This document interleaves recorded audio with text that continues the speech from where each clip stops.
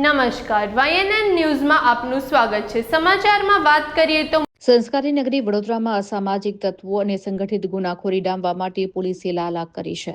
શહેરના વારસિયા વિસ્તારમાં સક્રિય અને કાયદો વ્યવસ્થા માટે માથાનો દુખાવો બનેલી કુખ્યાત સિંધી ગેંગ સામે પોલીસે મોટી કાર્યવાહી કરતા હેરી સિંધી સહિત 9 શખ્સો વિરુદ્ધ કડક ઘુસીટોક કાયદા હેઠળ ગુનો નોંધ્યો છે। પોલીસ તપાસ અનુસાર આ ગેંગ વિરુદ્ધ અન્ય રાજ્યોમાંથી ગેરકાયદેસર વિદેશી દારૂની હેરાફેરી, ખંડણી વસૂલી, મારપીટ અને લૂંટ જેવા અનેક ગંભીર ગુનાઓ નોંધાયેલા છે। ભૂતકાળમાં અલ્પો સિંધી અને હરી સિંધી વચ્ચે મિત્રતા હતી, જે સમય જતાં કડવાશમાં બદલાઈ હતી। આ દુશ્મનાવટને કારણે વડોદરામાં વર્ચસ્વની લડાઈ, ખંડણી અને ગેંગ વોરના બનાવ બનવા પામ્યા હતા। આ મામલે ઝોન 4ના ડીસીપી એન્ડ્રુ મેકવાને પત્રકાર પરિષદ યોજી વિગતો આપતા જણાવ્યું હતું કે પોલીસે કાર્યવાહી કરીને ગેંગના 4 મુખ્ય આરોપીઓ નરેન્દ્ર, રોહિત, દીપક અને ભરતની ધરપકડ કરી લીધી છે, જ્યારે હેરી સિંધી સહિતના બાકીના આરોપીઓને ઝડપી પાડવાના ચક્રો ગતિમાન કર્યા છે। વડોદરા પોલીસની આક્રમક કાર્યવાહીથી શહેરના અસામાજિક અને ગુનાહિત તત્વોમાં ભારે ફફડાટ વ્યાપી ગયો છે। વડોદરા શહેરના માનનીય પોલીસ કમિશનર સાહેબશ્રી અને સંયુક્ત પોલીસ કમિશનર સાહેબશ્રી સેક્ટર 2 નાઓની સૂચના માર્ગદર્શન હેઠળ વડોદરા શહેરમાં વિદેશી દારૂના વેપાર કરતા અને ગુના આચરતા ઇસમો વિરુદ્ધ સખત કાર્યવાહી કરવા અને તેઓના વિરુદ્ધ ધોરણસર પગલાં લેવા માટે સૂચના અને માર્ગદર્શન આપવામાં આવેલ।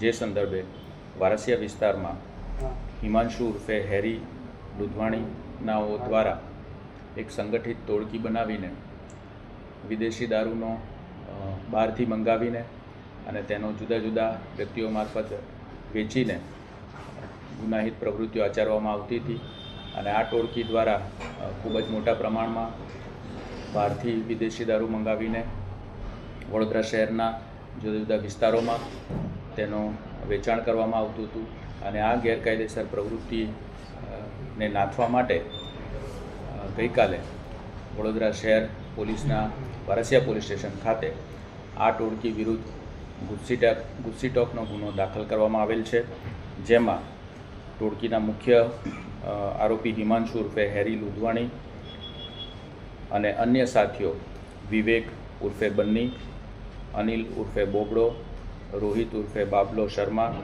રફીક શાહ દિવાન, વરુણ ઉર્ફે જેટલી નંદલાલ, દીપક ઉર્ફે દીપુ લાલવાણી, ભરત ઉર્ફે ધીરજ નામાણી, નરેન્દ્ર ઉર્ફે ગણેશ ડેડર નાઓ વિરુદ્ધ ઘુસીટોકના કાયદા હેઠળ ગુનો નોંધવામાં આવેલો છે।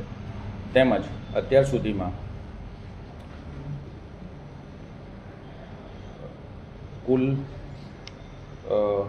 4 આરોપીઓની અટક કરવામાં આવેલ છે, જેમાં રોહિત રામ અવતાર શર્મા, દીપક ઉર્ફે અન્નુ લાલવાણી, ભરત ઉર્ફે ધીરજ નામાણી, નરેન્દ્ર ઉર્ફે ગણેશ ઉર્ફે ડેડરનો સમાવેશ થાય છે।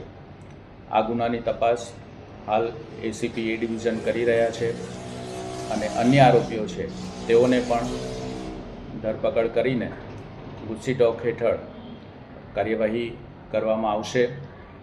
હાલના જે પકડાયેલા આરોપી છે તેઓના રિમાન્ડ મેળવીને તેઓની ગેરકાયદેસર પ્રવૃત્તિ અને ગેરકાયદેસર પ્રવૃત્તિઓ દ્વારા મેળવેલ મિલકતોની તપાસ કરીને તેને ટાંચમાં લેવાની કાર્યવાહી વગેરે તમામ કાર્યવાહી કરવામાં આવી રહી છે। Subscribe now and press the bell icon. Never miss an update.